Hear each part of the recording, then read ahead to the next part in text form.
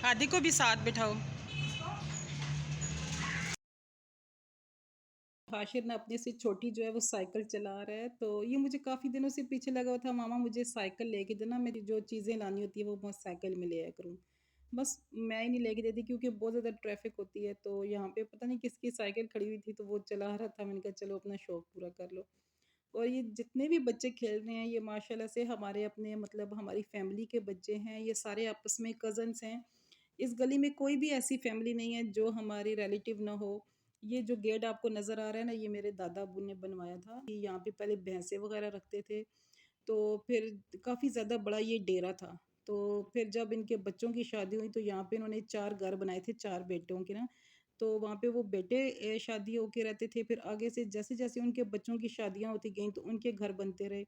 तो आगे जो हमारी अभी पीछे ज़मीन है तो इंशाल्लाह ताला जो आगे हमारे बच्चे हैं, ये जो भी हैं तो उनके घर बनेंगे। तो सबको अल्लाह ताला अपने घरों में रहना और हमें उनकी खुशियाँ देखना नसीब करे।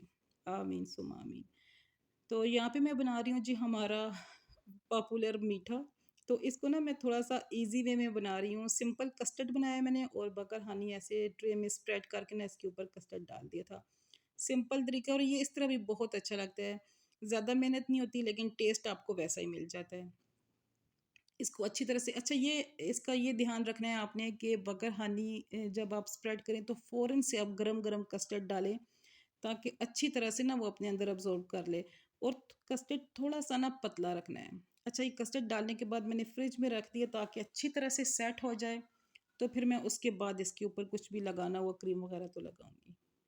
अच्छा मैंने कीमा बॉयल किया था तो मेरी सिस्टर की कॉल आ गई ना, तो जैसे यूजुअली होता है कि बहनों की कॉल आती है ना तो सारे काम भूल जाते हैं। तो मैं मत उस मतलब बातों की ध्यान ब बातों में लग गई थी और ये ध्यान ही नहीं रहा कि मैंने वीडियो मतलब कैमरा ऑन नहीं किया, वीडियो नहीं बन रही। तो यहाँ पे मैंने काफ़ी ज़्यादा मतलब ये मसाला बना लिया था कीमा का।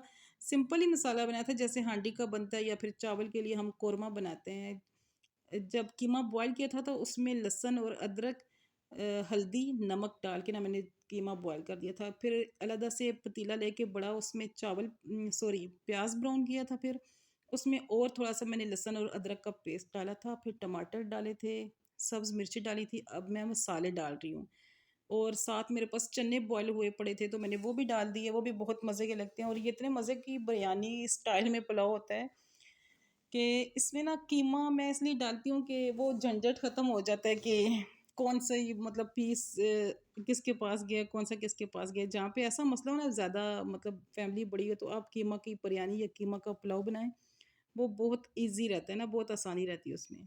अच्छा इसमें मैंने 2 चिकन क्यूब भी डाले थे।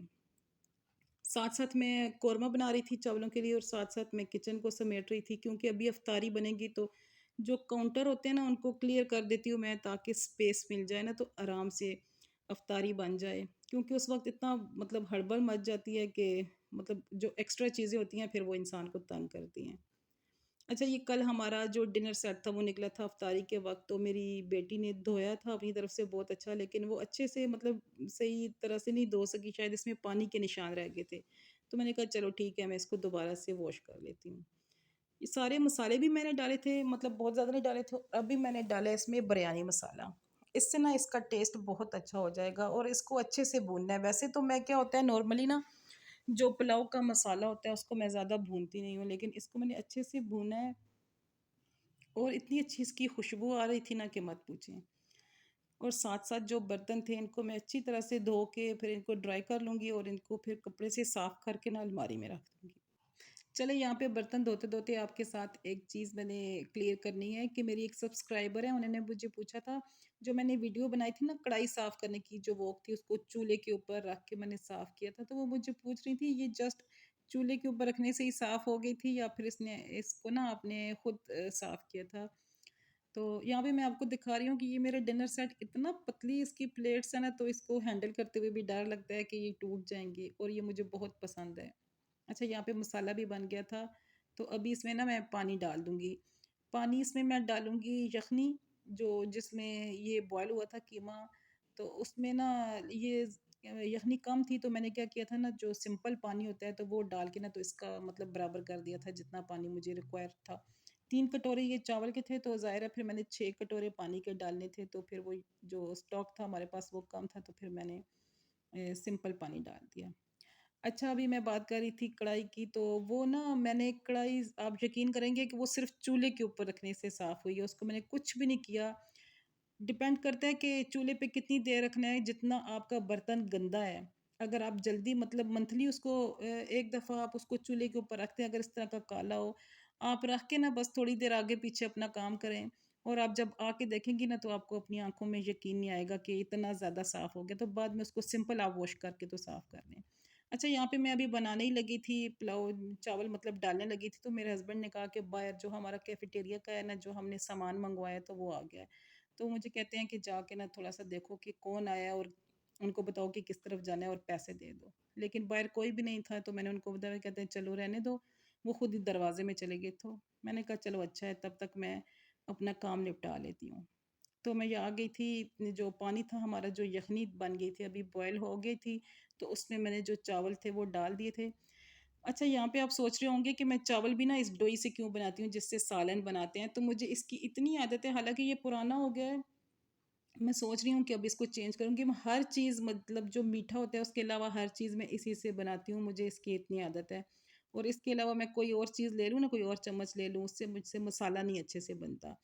तो चावल जब तक मसाला बनाना होता है तो मैं इसी से बनाती हूँ, जब चावल डालने के बाद दम लगाना होता है तो फिर मैं इसका ना चावलों का जो एक स्पेसिफिक जो चम्मच होता है, कफ़गीर जिसको कहते हैं उर्दू में, तो फिर मैं वो ले लेती हूँ। लेकिन जितनी देर तक ये यूज़ हो सकता है चम्मच, तो मैं इसको ही करती हूँ।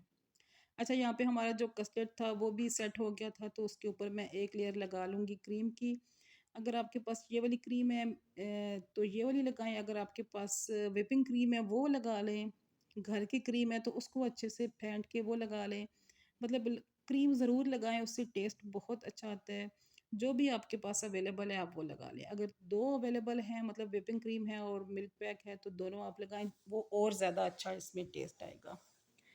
और अगर कोई फ्रूट्स रखना चाहें तो वो भी रख लें। मैंने पहले आपके साथ इसकी रेसिपी शेयर की है, 2 तरह की ना फ्रूट्स भी रखे थे और एक और स्टाइल से भी की थी। तो अब ये सिंपल स्टाइल से कर रही हूँ, तो तीनों बहुत अच्छी लगती हैं, तीनों तरह से आप बनाएँ। बहुत ही मज़े का इसका फ्लेवर होता है। अच्छा, यहाँ पे मैंने चम्मच चेंज कर लिया था और चावलों को अभी मैं दम देने लगी हूँ। इसमें मैंने डाल दिया था कलर। कलर से थोड़ा-सा देखने में पुलाव ना अच्छा लगता है, इसमें बिरयानी की लुक आती है, और साथ डाल दिया था ब्राउन अनियन और साथ थोड़ी-सी ग्रीन चिली डाल दी थी, पुदीना डाल दिया था और बस फिर इसको मैं दम दे दूँगी।